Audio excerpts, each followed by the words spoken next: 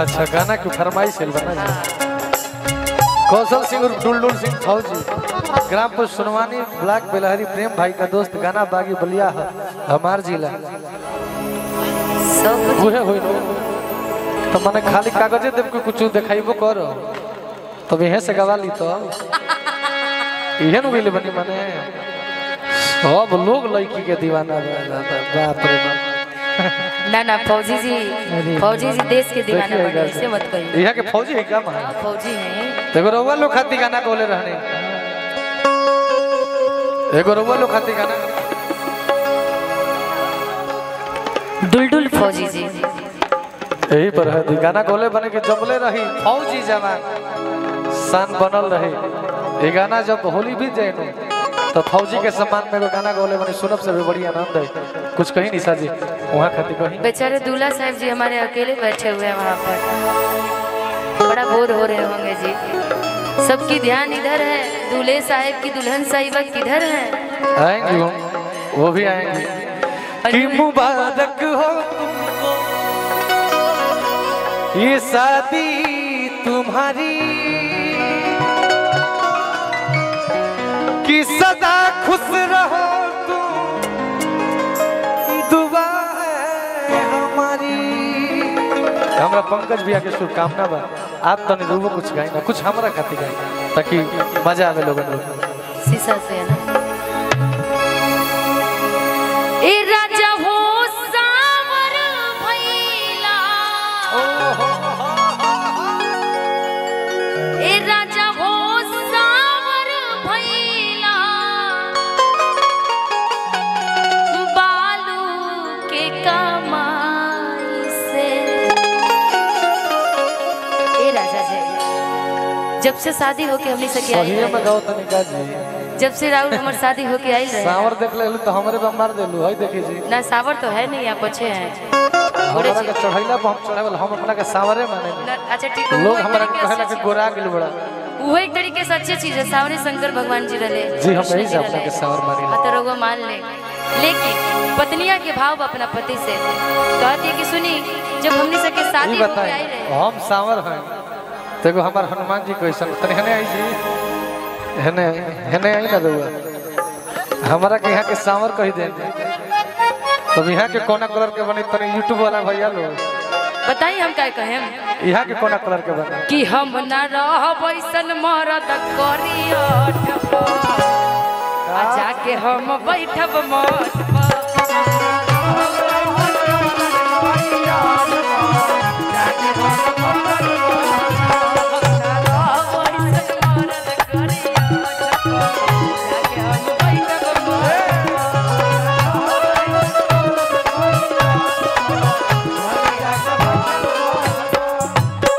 जाके बैठब मठ पर हो जाके बैठब मठ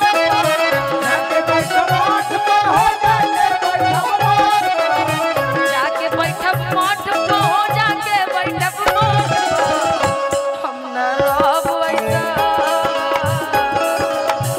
कि हम न रहब ऐसन मोरद करिया जाके हम बैठब मठ पर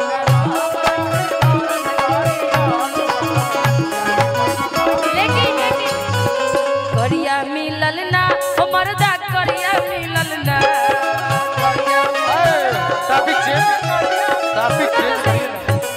ये गाना भी मेरा एक बड़ा रील्स पे वायरल हुआ था आप अपने पे मत लेना भाई ठीक ये आई बते दूसरा पल्ली ना ना ना ना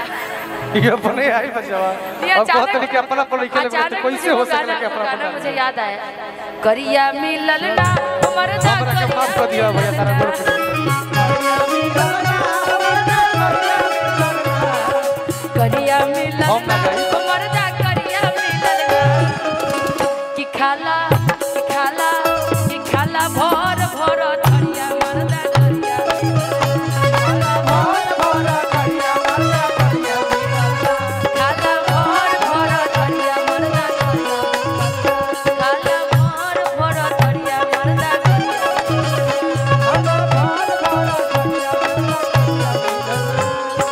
धीरे धीरे रुक दो भाई रुक दो ये मेरा ही गाना है एल्बम का और एक तो पूरा करिया कांड को देली हई देखी का करिया करिया कह के हमारा बेइज्जत करा देनी मारे। बच्चा लाल सिंह जी ये लइका हमर हनुमान ह। ये हमरा संगे हमेशा रहला आता ना करिया करिया कह देली कि हमरा संग वो छोड़ दी। ना ना कोई बात नहीं। हम का कह यही ये लइका खातिर को बात कहत सुनिए हमारा बात। करिया है तो क्या हुआ, दिल के तो अच्छा है ना भाई हमारे। हम काले हैं तो क्या हुआ, दिल वाले हैं। इधर बोलो ना, इधर कि हम काले। एगो बात सुनी ना, रो रहे हो क्या? लीगोल ना जीरो खूब गोर बनी नो आई समर ए बानो भाई नहीं, जौन बात सुनो तो सही। कि जवन बात बस समन को मैं बोलने वाली थी ये। मैं जो गो ना ना ना ना, सुनिए सुनिए, मैं गा देती हूँ। मैंने बोला ना, बुरा मत मानना भाई।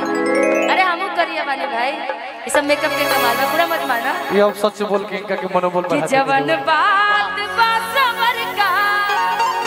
इधर तो देखो ना, कि जवन बात बासवर का, मैं वो गोर का करी देखो देखो सनी, कि जवन को दिही अनहार वो जोर का करी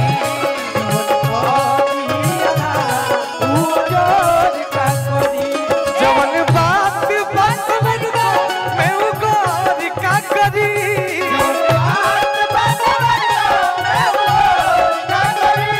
जवन बात बस मन का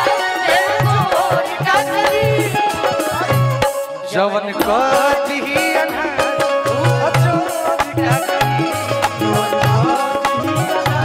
वो जोर का करी ना करी बताइए। हमने के बीच में हमारे प्रिय बड़े भैया बागी बलिया के आन बान शान आदरणीय भानु दुबे भैया के आगमन हो गइल बा। भानु भैया पूरा टीम के बार बार प्रणाम स्वागत अभिनंदन बा। हम बताई का चाहत के एक बार मंच पे आ जाइएगा भानु भैया, आइए आपके मंच के अपना माध्यम भाई से। खातिर। ए भाई सांबली सुरतिया, मोहनी मुरतिया सांबली सुरतिया, बड़ा निक लगे मीठी बतिया,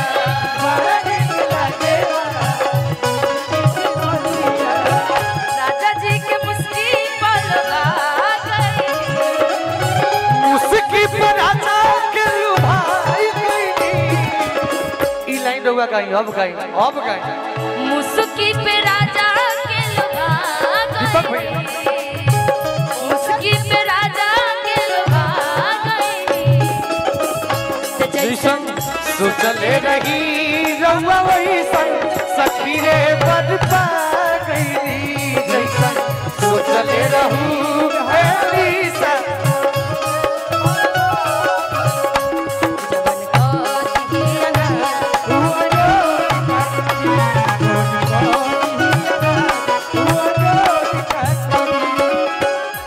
भैया तने 5 लगा दीजिए ना भैया, हमारे एक गोलू भैया 5 लगाइए ना फौजी के सम्मान।